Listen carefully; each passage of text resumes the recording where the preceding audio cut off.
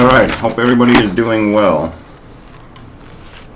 Any questions before we get started? I want to talk more about sockets and threads today. But any questions up front?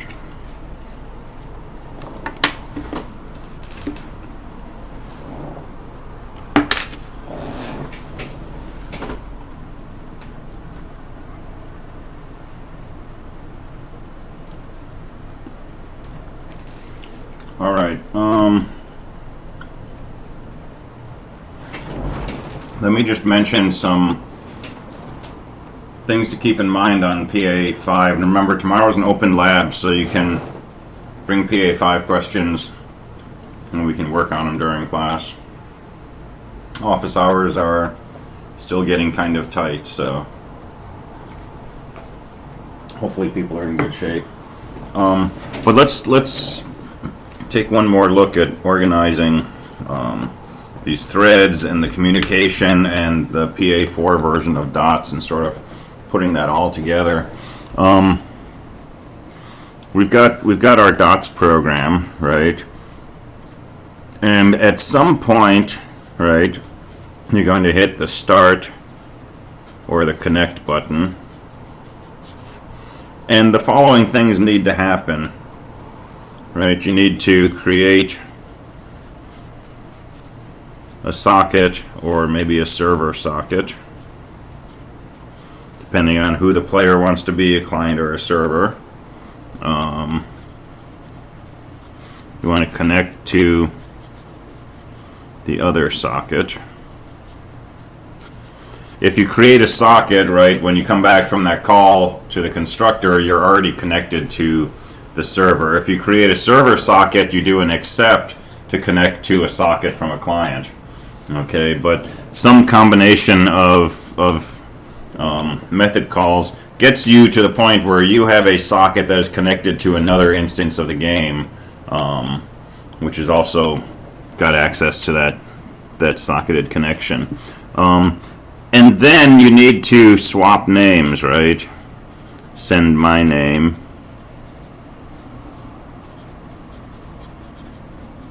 and get their name. And that can't happen until you have, a two-way connection established, but it needs to happen before you start actually playing the game, clicking on the board and such. And that's a very controlled thing. You can send your name, you can read their name. If they've already sent their name, when you're sending your name, that's okay. Their name will sit in that pipeline, that socketed communication line, until you do next line and ingest what they've sent. Okay, so the ordering of who sends their name first doesn't make any difference. And you could actually get their name before you send your name, but they can't do the same thing, right? So send your name first and then read their name. And then you want to start a thread. Start a thread loop. What do I mean by this? You could start a thread up here and have that thread do all of this stuff. Okay. But so let me put this. Let me phrase this differently. After you do these things, you need to have two things happening. You need to, listen for mouse clicks. But you also need to have, in a separate thread, a loop, which says, read from socket. And what are you reading? You're reading XY coordinates of mouse clicks that the other player is making. And then you need to let's just say process that click. And this thread just hangs out in this loop forever. Now whether you do this stuff in your main method or you do it in the thread, I don't think it makes any difference. Okay? If you do it in the thread, your click button doesn't stay grayed out while you're waiting for a connection, but it makes no difference in the final run. Your main method is going to continue listening for mouse clicks, and so you have a mouse listener, which says, let's just say handle click. And after you've handled the mouse click, you just return.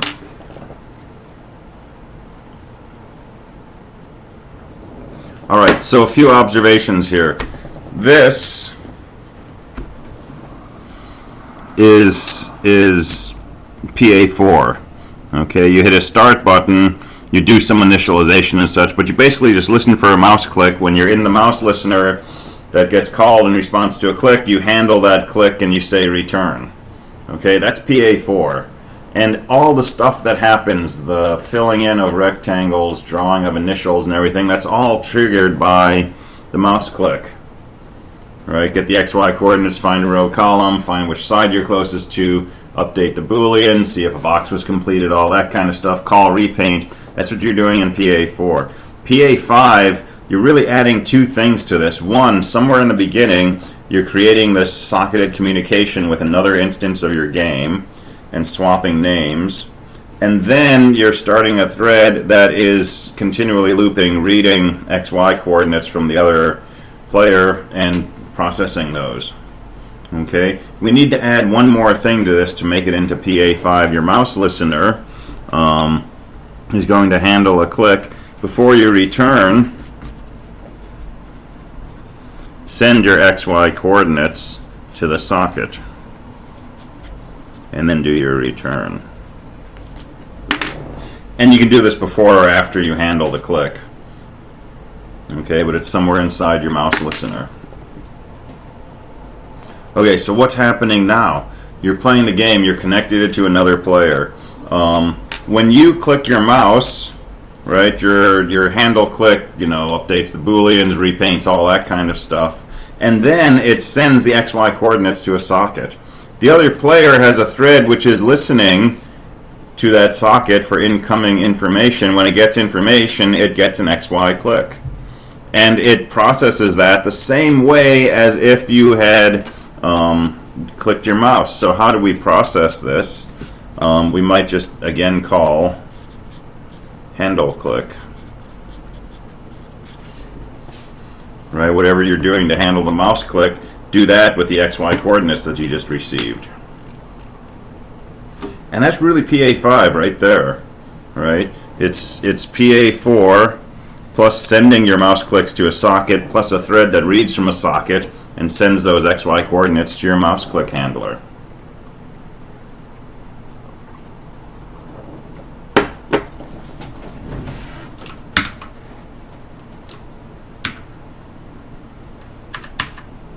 Oh man, I closed out my Eclipse.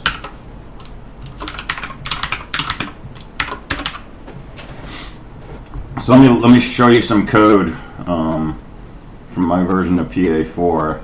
And let's see how we could modify it to do PA5. So this was the DOTS program, right? So the mouse listener, right, when you click your mouse, you come in here, mouse clicked event, and I just call this click method in the game panel, okay? And I pass XY coordinates to it. So what I would also want to do is either before or after this statement, I would want to send those XY coordinates to the socket that I've already set up. Okay, that socket gets set up somewhere. It can happen when you hit the start button, right, is a good place. And just make sure that the print writer for writing and the scanner for reading, that those things are accessible to whoever needs them. So pass them in constructors or do like a save parent kind of thing or something. Okay, so that's where we send our click information to the other player, right? I could drop that in right here, and then right, and so over here I've got a thread running that's going to read XY information. When it gets an XY piece of information from the other player, I would call, I guess I'm just calling it click in my sample code here. I can just call click x comma y, and what's that going to do?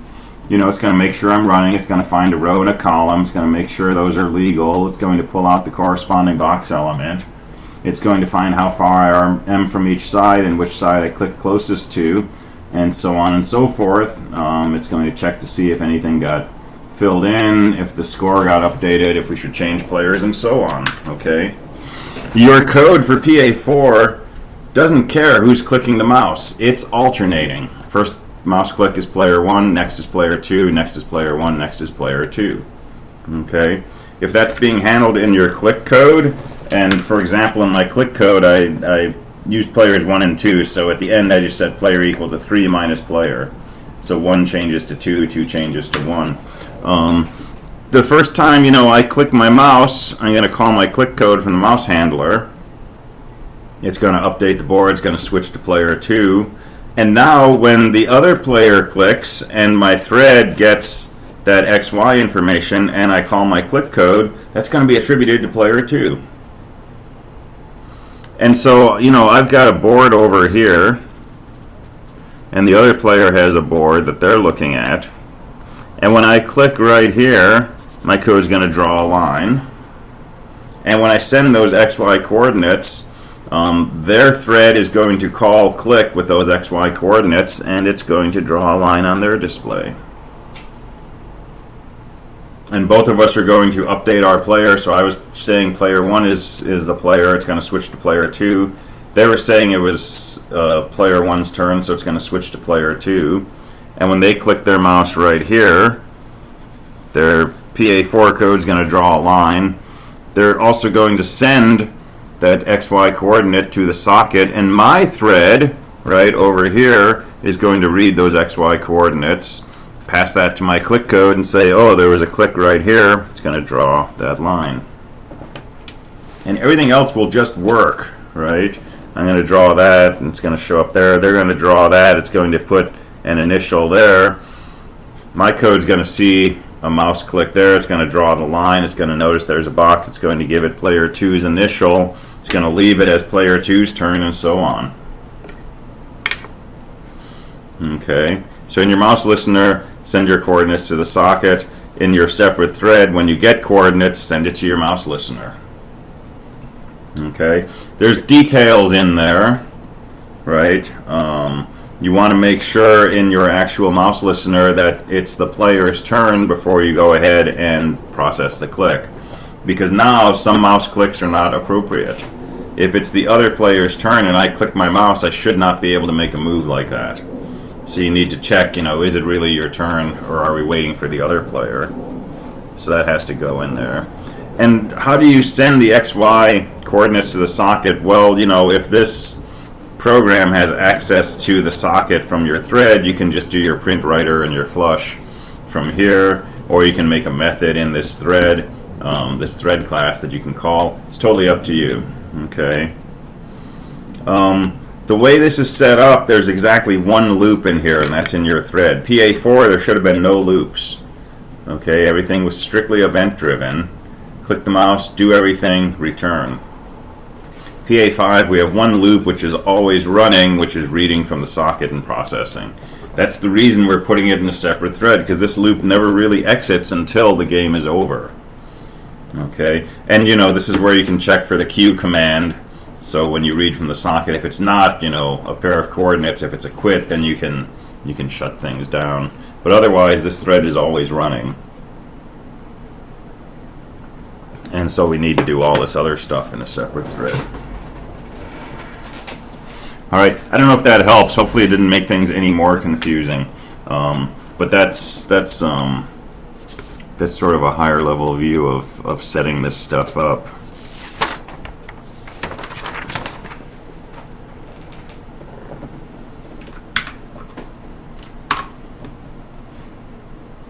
All right. So I guess let's just keep going. Let's look at sharing resources. So did I do the ATM Bank Example yesterday? I don't think I did it in the afternoon section. If somebody shoot me a note, let me know if I did it or not, because I'm going to do it again.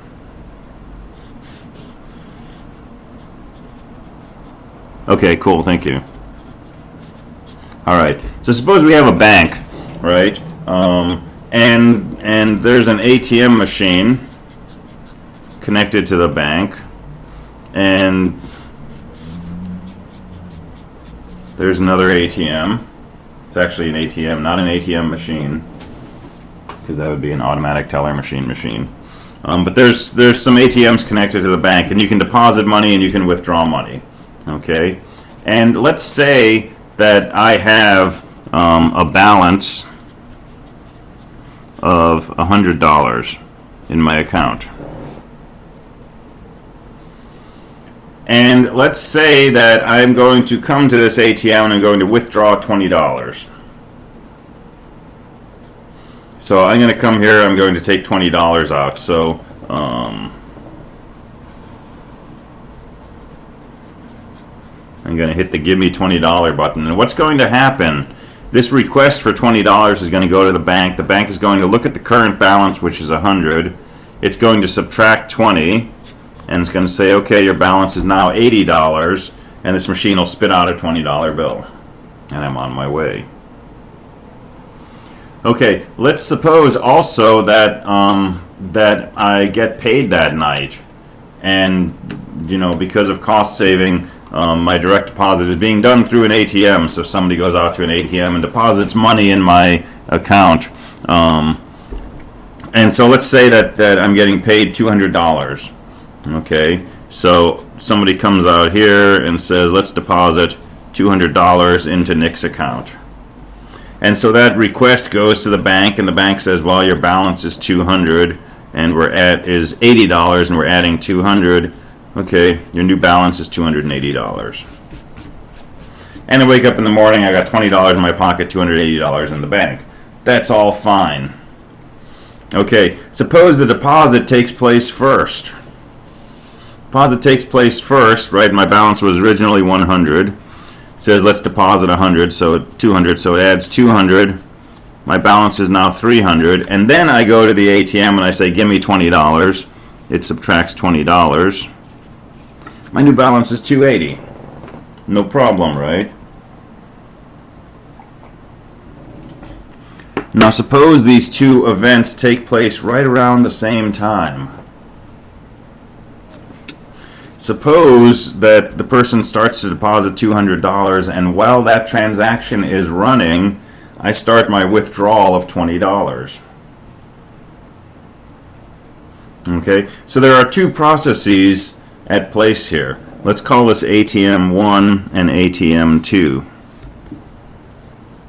And so let's look at thread 1, which is processing this ATM's transaction, and thread 2, which is processing this machine's transaction. Okay, so this machine starts first. The person wants to deposit $200, and a message is sent saying, there's $200 deposit. Okay, so this thread says, temp equals balance. Okay, well, the balance is $100. Okay, so that's the value of temp. And then it says temp equals temp plus 200.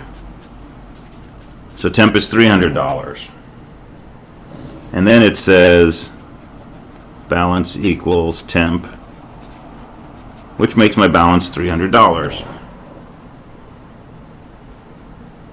Okay, but suppose that at this point it's looked at my original balance, it's added the deposit, it's about to record that as the new balance. Suppose at this point this thread for handling this machine starts executing. And it says, okay, let's set temp equal to the balance. So temp is equal to 100. And then let's subtract $20.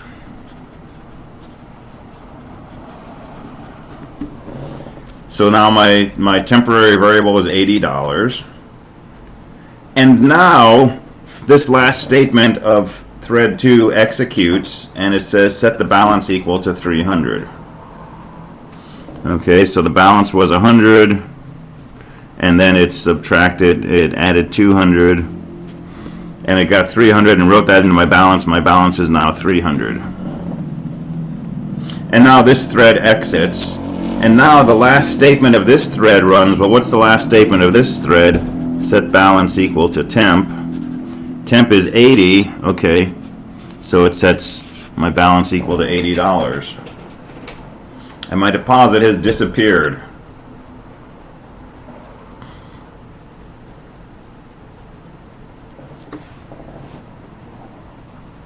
Alright, so what happened here? Start with your balance is 100, add 200, that gives you a temporary value of 300. Let's write that into our balance. Okay, before that balance gets updated, this thread 1 has read my balance, which was 100, subtracted 20, which was 80. It's about to save that in, this balance variable in the memory of the machine, but before that happens, thread 2 finishes, writes its balance, which is 300, and now thread 1 writes its balance, which is 80, and the final balance in my account is $80. Okay, this is really easy to have happen if you don't carefully manage the fact that you have two processes accessing this one piece of information, which is this central balance for my account.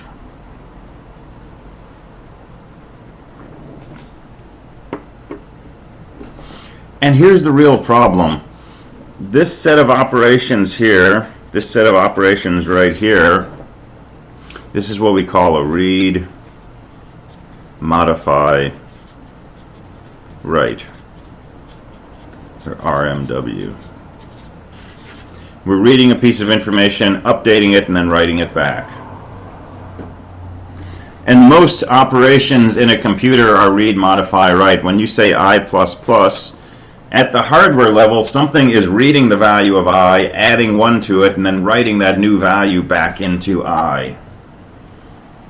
Okay, ultimately that value is pulled out of a register or a memory location, flows through the data path to an adder with a constant of 1 going into the other input, and the output of that adder is sent back into I. It's always a read, modify, write. Even if it looks to us like we're just, saying, well, just increment, we're reading, incrementing, and writing back. And the problem here arises from the fact that partway through this read, modify, write, something else happened. Right? Partway through this read, modify, write began, and before it finished, this completed its write, and then when this thing wrote, it was working with stale information.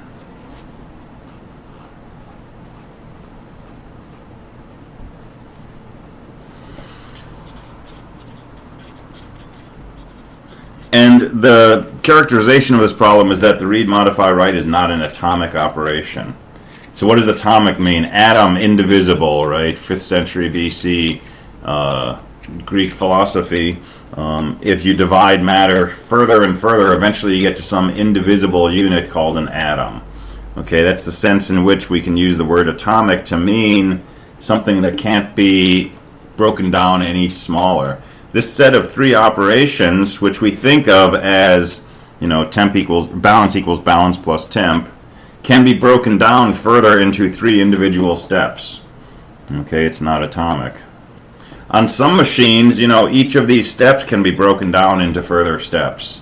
You get things like hyperthreading, where your instructions are broken down into smaller pieces of instructions that are executed to perform some higher level thing like, increment. So the way that we can avoid this is if we can make our read, modify, write operations atomic. Okay, and this pops up in all kinds of situations. So here's a computer sciencey example. You have a printer, and you have process 1 and you have process 2. And both of these processes want to write to the printer. Well, you can't have 2 things talking to the printer at the same time because, it's one printer, one sheet of paper coming out. If 2 different jobs are telling the printer what to print at every moment, you're going to get gibberish. right? Best case, you'll get your characters mixed up together, but most likely you'll mess up the communication protocol and you start getting, 100 blank pages coming out with like 2 characters on top of each. This used to happen fairly often with printers, home printers. So we want to control access to the printer, okay? And one way to do that is to use something called a semaphore. So a flag. So how do we use a flag to control access to the printer? Let's just make a Boolean variable, okay? We'll make a Boolean variable called busy, and we'll initialize it to false. And when you want to print, what do we do? If it's busy, then wait. Okay, so while busy, sleep, or something like that. When it's no longer busy, set busy to true, print, and then set busy to false.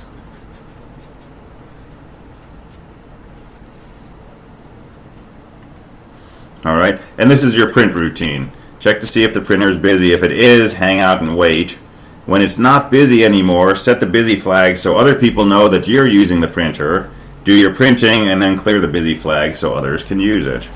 So process 2 will do the same thing.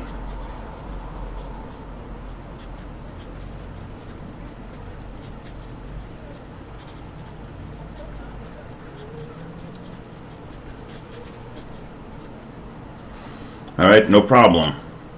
Printer 1 wants to print, it's not busy, it sets it to true, starts printing.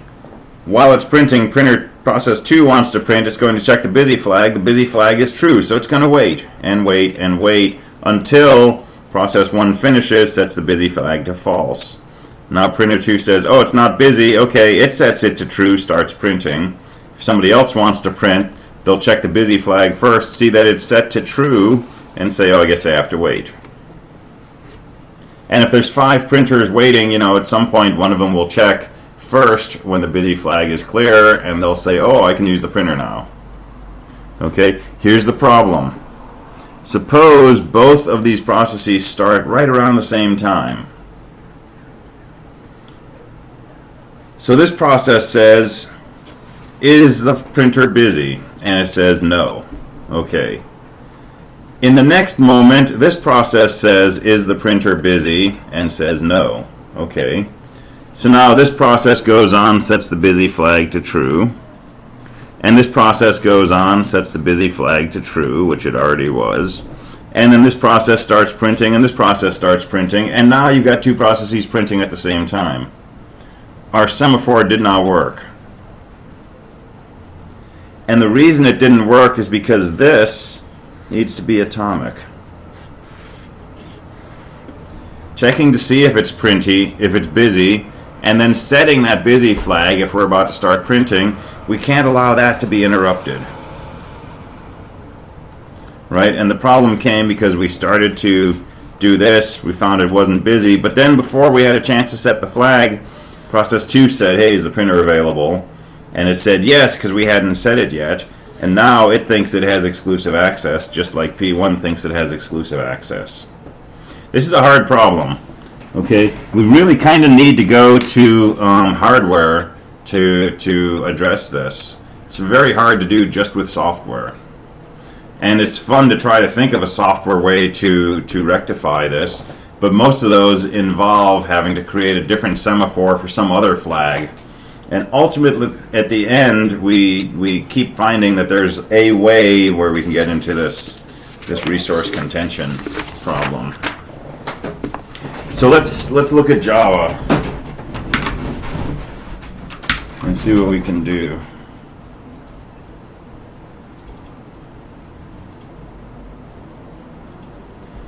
Let's see if this works better. Sometimes I do this background instead of white on black.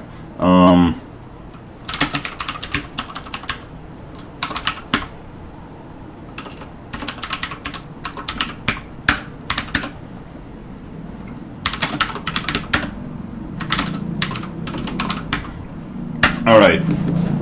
So let's do a voting machine simulation. All right. I have a voter class. That's my main class, and there's my public static void main. And here's the idea. We're going to simulate an election where we have 3 voting machines, and their votes are being tallied in a central location. And we're going to simulate how people use these machines to vote, and then see what the election outcome is. Okay. So I have a vote recorder whose whole purpose is to just tally votes as they come in from the voting machines. And I'm going to create 3 voting machines, and each of them I'm going to give an identity to, which I don't really use, and I'm going to give them this voting recorder object, okay, R, the vote recorder. And as each of these run, they can, record votes by using methods in this vote recorder. And each of these voting machines extends a thread, and so I'm going to start all 3 threads so that the voting is happening in parallel at the 3 polling stations. Okay. So the election is for ruler of the galaxy, and the 2 candidates are Darth Vader and Yoda. So when we construct our vote recorder, we zero out the vote count. So Darth Vader and Yoda both start with 0 votes, which seems fair. And mostly this vote recorder is just accessors and mutators. So we can get Darth Vader's count, we can get Yoda's count, and we can update Darth Vader and Yoda. Okay, but these counts, Darth Vader and Yoda, there's only one instance of those. They're in this vote recorder. Okay, that's the idea of having this centralized tally. So the voting machines will update these variables inside this one vote recorder object.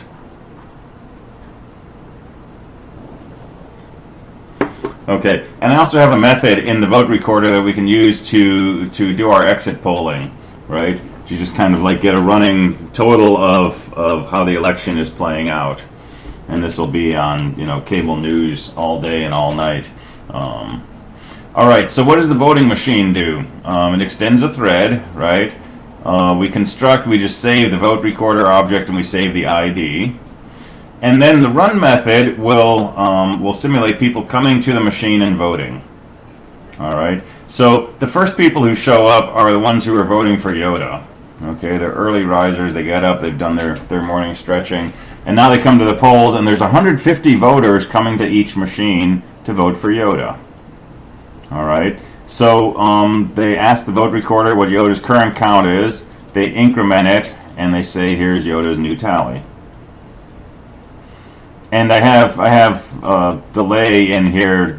Random delay just delays 1 to 6 milliseconds between the votes, so just to put some time in there. And then we're going to see what the vote total is after each person votes. Okay, so 150 people vote for Yoda. And then after that, 100 people will show up and vote for Darth Vader. So again, we'll get Darth Vader's tally, add 1 to it, save that as the new tally, and show how many votes we have. And the random delay, this is just a sleep class, has a delay X number of milliseconds, so about 5 milliseconds delay between votes. Okay, pretty straightforward, right? And since we have, 3 voting machines, 150 people at each voting for Yoda, that should be 450 votes. 100 people each voting for Darth, that should be 300 votes. So the election should be 450 for Yoda, 300 for Darth Vader. So let's see what happens.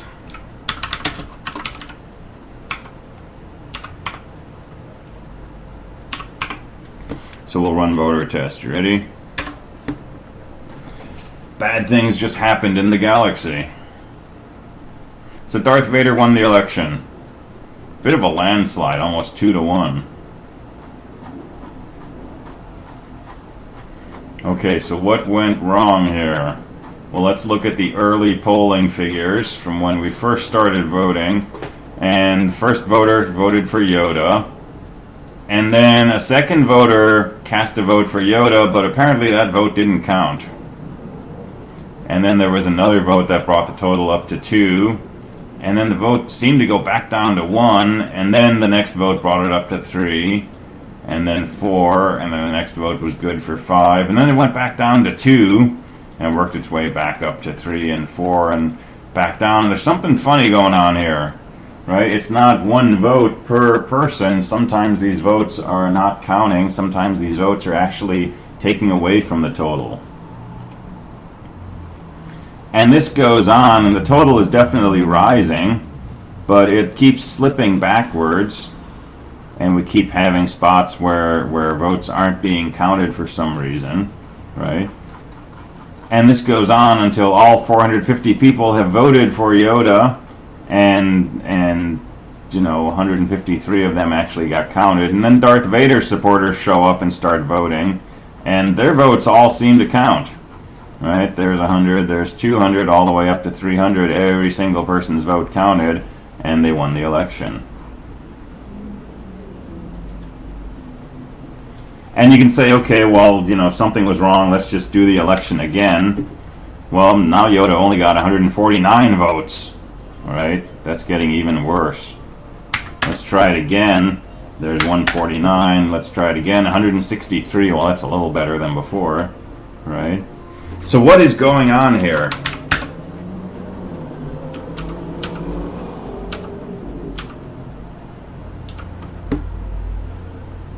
So why aren't all of Yoda's votes getting counted?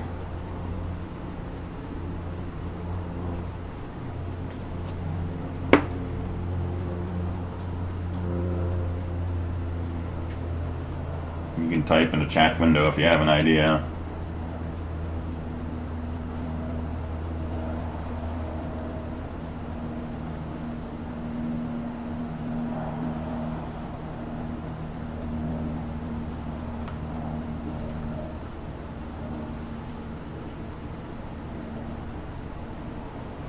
The Yoda votes fight each other. Yeah, they do.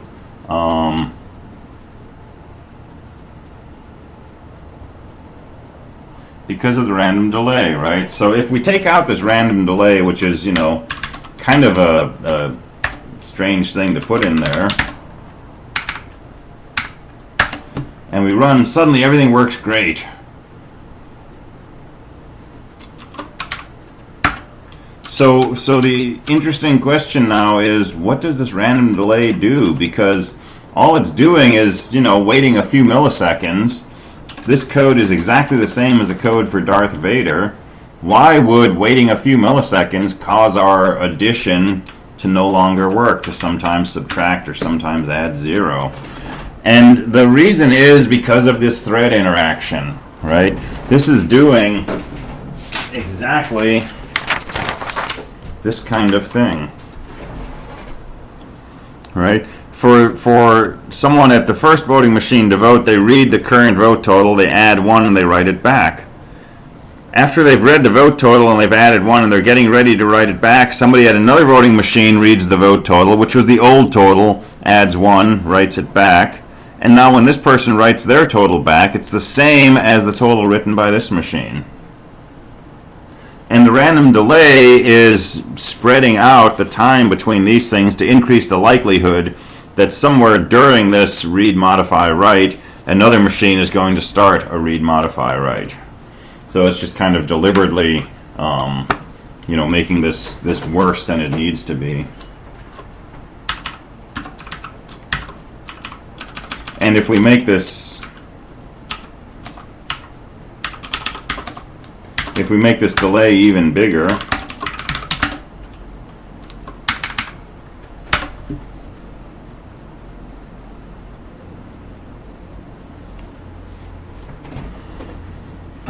this is going to come out really bad. I think it's only got to go up to 150.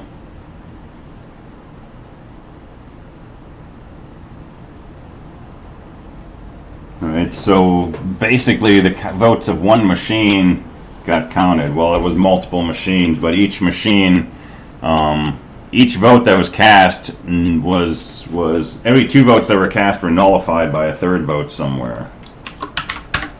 Right? Because the delay between here and here is so long that the other machines would have a chance to vote to start voting during that, and ultimately the votes that they come up with get nullified by the third one to write out its total.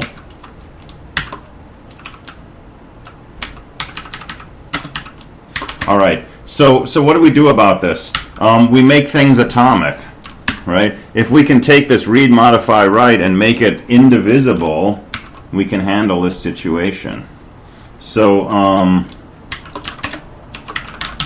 so I put the delay back in, right? We've got our erroneous voting system. What should we atomize?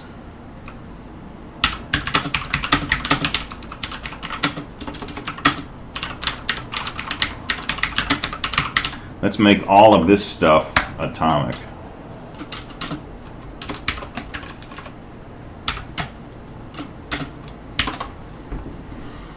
Okay, if we can be sure that once we start this code, no other thread is going to start its version of this code, then we will read the current total, we'll increment it, we'll write that out. We know that we'll be writing, a total that's one more than what it was, and nobody else will have read the total while we're doing this. Okay, so how do we make this code so that no other thread can run it?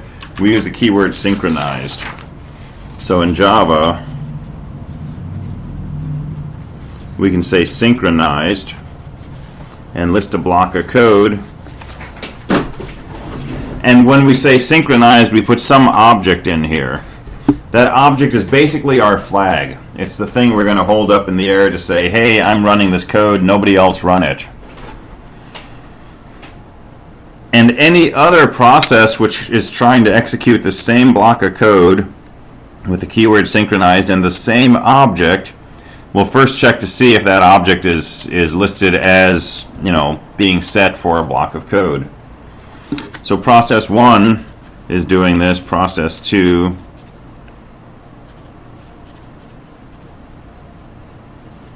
is synchronized on the same object. Process 1 starts, the system, the JVM, checks to see is anybody else running a block of code synchronized on this object? No. Okay, so process 1 starts executing this. Process 2 comes in, gets to the synchronized statement. The JVM says, is anybody else running a block of code synchronized on this object? Yes, process 1 is. Process 2 will sit right here and wait.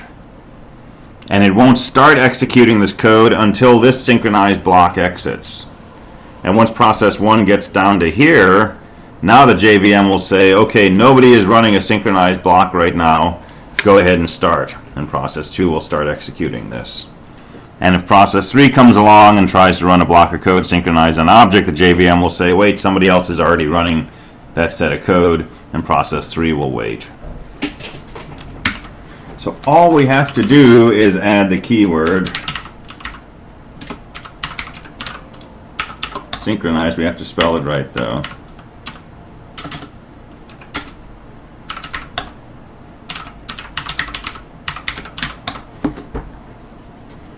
And we have to put an object in here.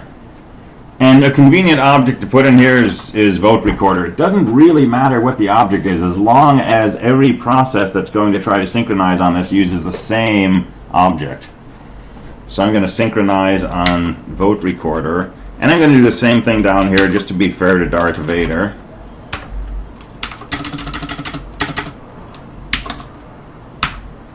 And I could take the show votes out of here, because that doesn't have to be protected. But now, read, modify, write, read, modify, write. Those are our atomic units now. So compile that, go ahead and run it, and we've got a fair election finally.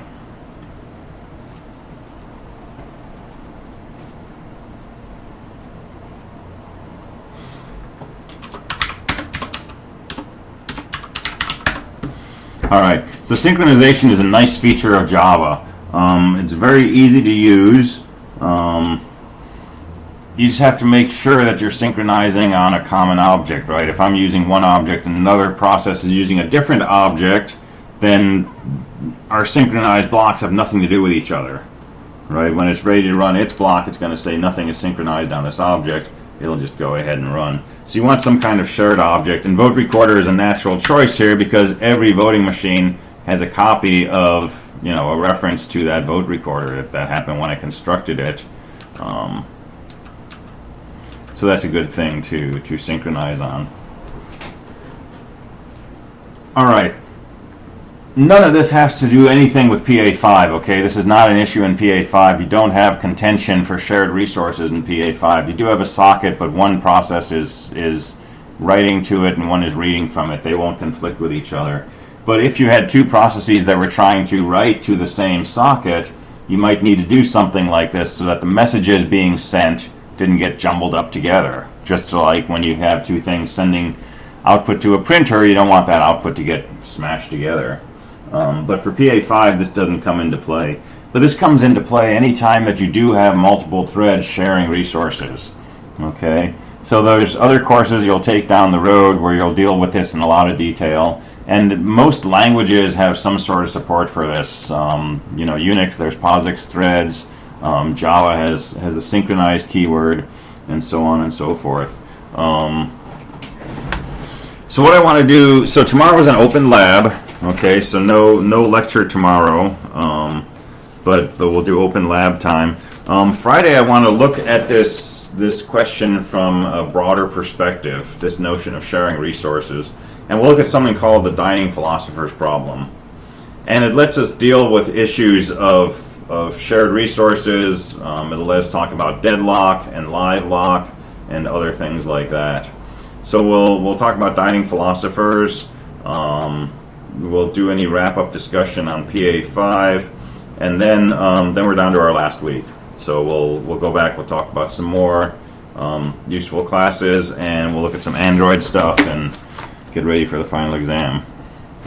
All right. So come to office hours at 3 if you got questions. Catch me tomorrow in class for open lab and/or office hours, and I will see you next time. All right. Thanks.